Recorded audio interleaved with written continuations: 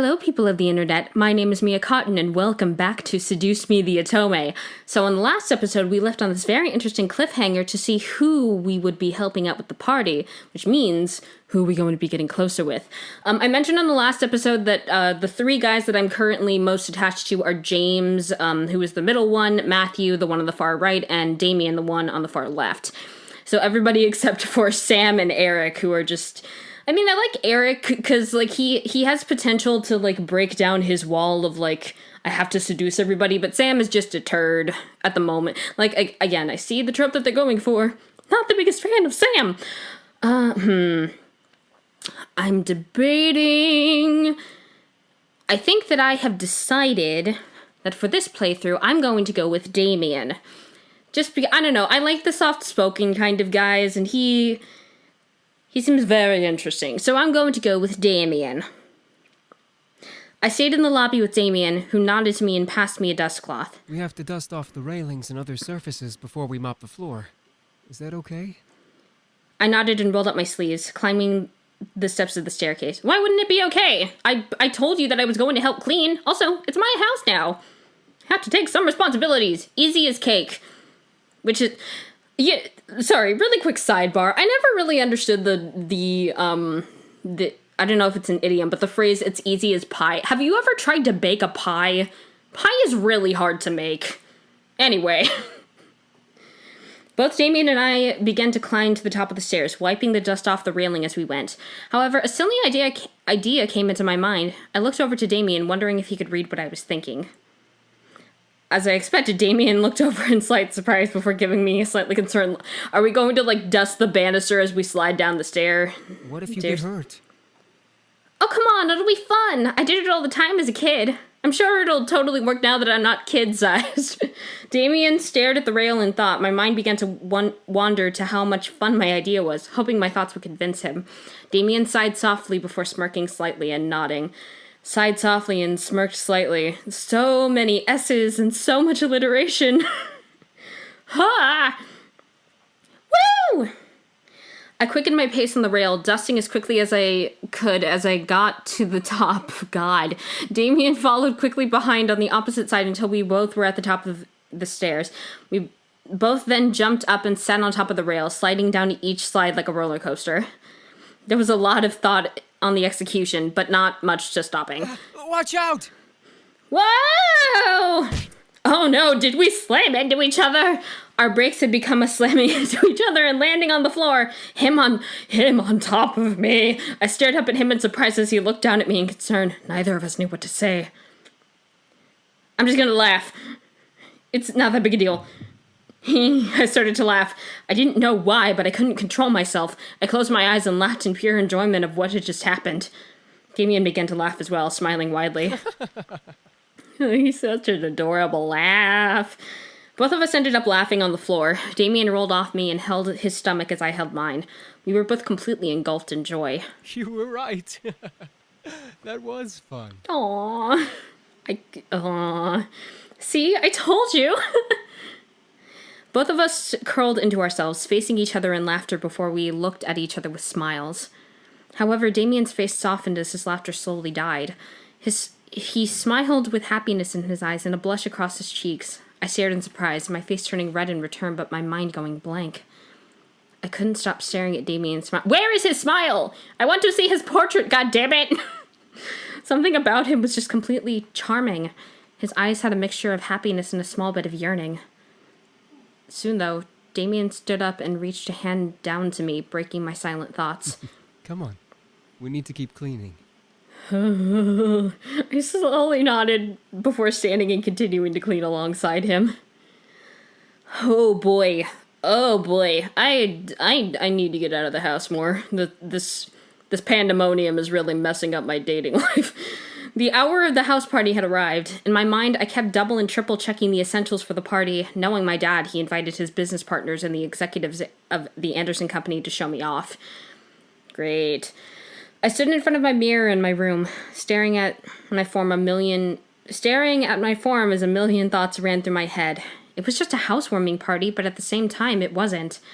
It was my chance to show my dad that I was better than his expectations. It was a chance for me to see my parents for me to see my parents as a woman. That was a weirdly structured sentence. I'm sorry. It was a test to see. It was my test to see if I was really ready to live on my own. Well, not truly alone. I had the incubi to thank, but even so, I didn't have my dad guiding me or my mom helping me through living alone. A knock on my door broke my thoughts, surprising me. Where was the knock? I didn't hear anything. Who is it? Hey, are you okay in there? Your parents should be here soon, so you should hurry getting ready. Yeah, it might help me getting ready if I turn the lights on. It's very dark in here and I can't see myself in the mirror. Well, I'm ready, but... What? I'm sure you look fine, Anderson. Just come on out. Fine, alright. Ooh! Oh, that's pretty. I like that. I also like the off-the-shoulder thing. The perks of being able to wear dresses without a bra.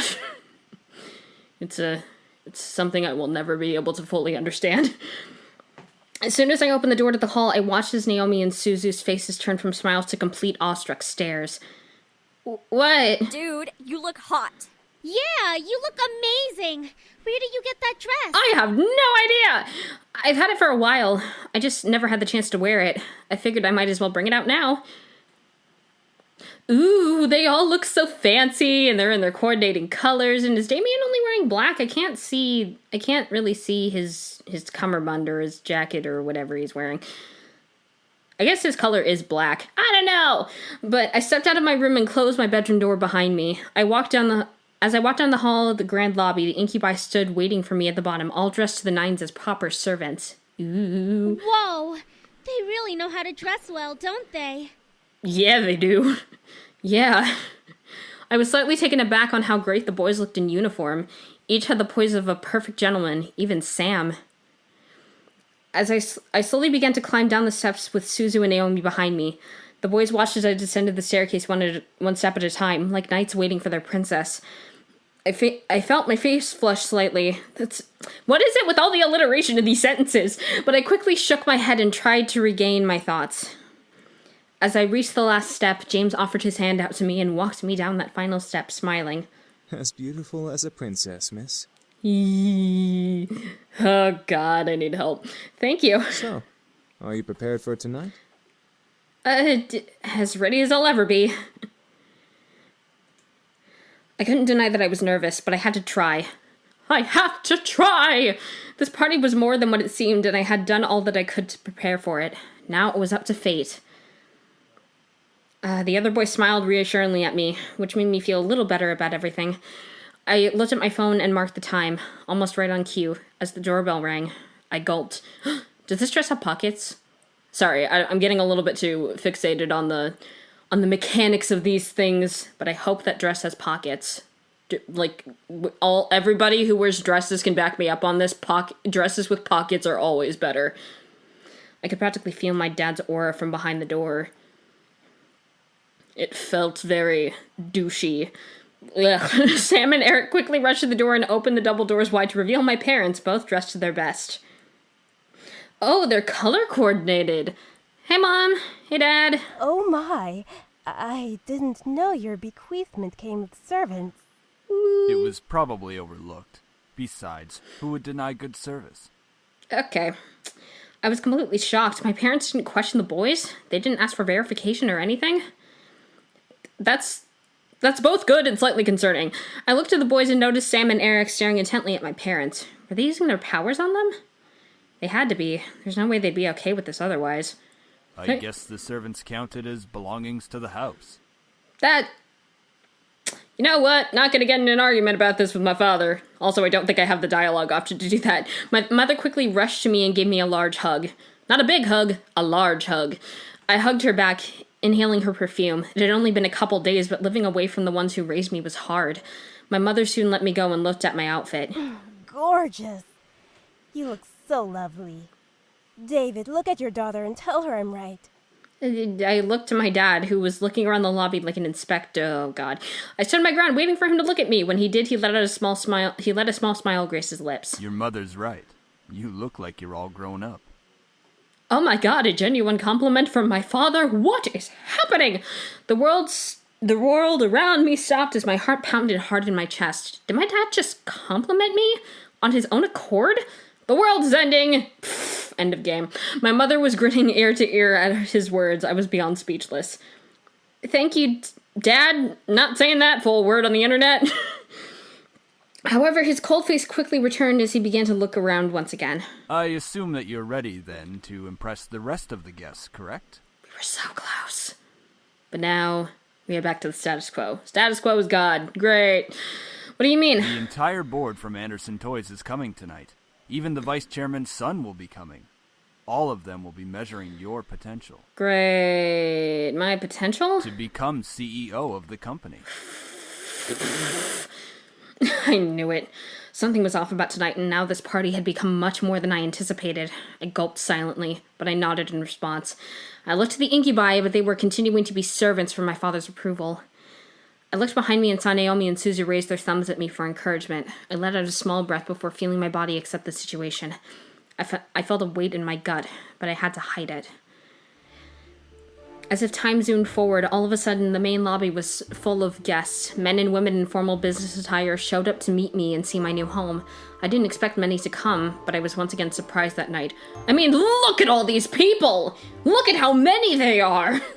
How many they are! I write for a living. I swear I can English. God. I shook hands with many officials and executive members. It was kind of hard to find them because they were all invisible, but I managed somehow. The mark of a good CEO. Putting on the professional face my dad trained me to have.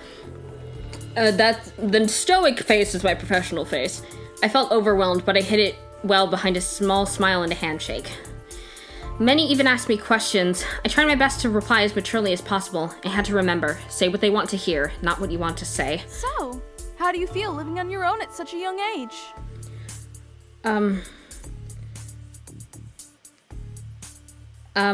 It's been pretty good, actually. I'm so sorry about your grandfather passing away. It really hit all of us hard. Okay, thank you for your condolences. Do you have college plans? I mostly live in the present, so it's not much concern for me. Yeah, keep it vague. Yes, I do. I felt the questions come up one after the other. It was tough to answer some of them because they weren't about me. They were about the company. What do you think will happen with the company now that your grandfather has passed? This is frustrating. Okay. Okay, it will get back on track soon. What do you think of the philanthropic policy the company has? Wait, it's philanthropic. Say your lines right! Okay. Its policy reflects my own value. Yeah. Philanthropy is Do you good! think the company should expand from just toys? I don't think that makes any sense. Eventually the question stopped and I was back to being myself. Naomi and Susie were mingling in the crowds and the incubi were doing their jobs, so I was alone in a room full of strangers. Yay! Just me at parties. It was unnerving to think about, but at least I wasn't being questioned left and right anymore. Suddenly, though, my mom pushed her way through the crowd to me, bringing along someone I didn't know. Honey, I'd like to introduce you to someone. This kind gentleman is the son of the vice chairman. Oh, hello! With my mother stood a man who looked only a couple of years older than me. He smiled and held out his hand to me, silently asking for my hand. Hi, I'm Andrew Lewis. It's a pleasure to meet you, Miss Anderson. Hi, Andrew. Okay, I'm gonna do the polite thing. Place your hand in his. As I placed my hand in his, he raised it to his lips and kissed my knuckles. I felt my face burn slightly at the gesture. Andrew smiled at me before releasing my hand. I'm honored to be invited here. My mother smiled at both of us, which made me slightly concerned. Why was she excited to introduce me to Oh, no. Oh, no. So, you organized this party very well, Miss Anderson. Thank you. You're welcome. Praise is very much deserved. Andrew then chuckled nervously, bringing a soft fist to his lips to cover his laugh properly before smiling at me. I'm sorry if I seem a little forward.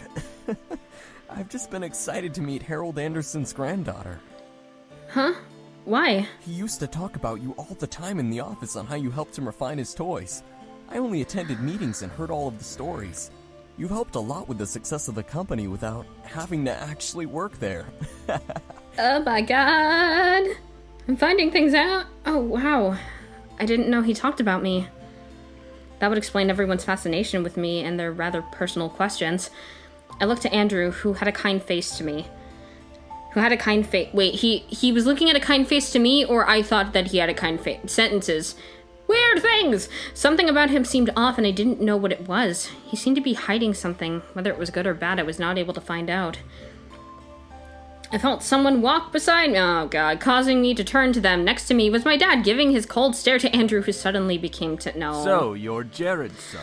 Oh, don't be mean to him. Andrew's body twitched slightly. Whether it was fear or insult, Andrew locked eyes with my father. I couldn't help but feel the tension between them. It irked me how fragile the air had become, enough to break at the wrong word. You're the one who wants to be the next CEO of the Anderson Company. That's... Well... What? I stared at Andrew. This guy wanted to take my grandfather's place as CEO? I thought the vice chairman wanted the position. David, leave the poor boy alone. Thanks, Mom. I'm merely testing the boy's conversational skills. Nothing wrong with that. I see all your underhanded waspy bullshit. Even though I'm not entirely sure if they're actually white, because, whatever. I don't like it. Of course not, sir. And polite as well. Interesting. If you'll excuse me. Quickly, Andrew retreated away from my family into the crowd of people. Oh, man. I don't know if I should follow him. I'm gonna go ahead... Oh, fuck. I think I'm gonna follow him. I quickly followed Andrew, wanting to be sure he was alright. I felt a little embarrassed that my dad put him on the spot like that. I had to apologize. I walked to... Oh, this is like something straight out of like a bodice ripper romance novel. There's a gazebo and everything. We wound up outside. The stars practically danced on the grass as we stood in the backyard of the mansion. It had been my first time in years being out here, but my thoughts weren't on the nostalgia. Hey, Andrew? Andrew turned to me in surprise. However, his face was completely red in both embarrassment and humiliation. I felt terrible. Oh, I didn't see you or hear you following. Sorry. No, it's fine. I should be the one to apologize. What for? You didn't do anything wrong. I mean, for the way my dad behaved. He shouldn't have been so... Oh, no, it's fine. I mean, I should have expected it and been more prepared. Were you warned that my dad was an asshole? Because I probably should have warned you that my dad is an asshole.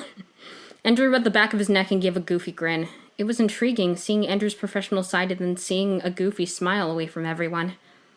Well, still, I'm sorry for that. It's not a problem, really, but thank you. We both smiled at each other before I reached my hand out to him. He tilted his head, raised an eyebrow in confusion. Bunny. My name is Bunny. In understanding, his smile returned before he took my hand gently and shook it. That's a pretty name. I'm happy to know it now. Nah, it's not that nice. It's actually kind of weird. I feel like some weird omnipotent force decided to name me that. Why am I named after an animal? I have to disagree with you. It's much better than Andrew. I mean, who names their kid Andrew? Lots of people. A lot of people do. How about Axel or Ace? Something cool like that. Oh my god, you're such a dork. And I mean that in the best way possible. I couldn't help but laugh at him. He was pretty chill for a guy who was supposed to be a vice chairman's son. He grinned and laughed along with me. I want to be friends with him. I don't know why, but I felt warm. Whether it was the almost non-existent breeze with the situation we found ourselves in, it felt nice. Lewis. Oh, God. Why do you have to ruin everything? And just like that, the feeling had vanished. We both turned to see my dad at the doors of the mansion, staring at Andrew with an almost deadly glare. Andrew straightened up, trying to maintain a business posture. Yes, sir? Your limo is in the front. The driver has requested that you return home. Now. Oh, all right. Thank you, sir. You gotta be fucking kidding me. Andrew quickly nodded to me before speeding back into the mansion to leave. As I took a step to follow, my dad stepped in front of me. Dad... I don't want to hear it. Do not become friendly with him. He wants to take the company away from us. Oh my god. You have no reason to be friends with him. Yeah, I should be friends with the people that, if you're gonna be forcing me to work for this company that I'm supposed to be on relatively good terms with, not everything has to be all fucking underhanded. Jesus. Before I could retort, my dad turned away and walked back inside, muttering about how the party was nearing an end. I sighed and entered the house as well, waiting for the party to end immediately. Well, wanting the party to end immediately. Oh god, that was a nightmare. Eventually only Susan, Naomi, my parents, and the incubi were left. Okay, I think I'm going to stop the episode here. Oh god, I'm so upset with my imaginary father. Okay, so we're going to go ahead and continue with this on the next episode. Thank you everybody so much for watching, and I will see you next time. Peace.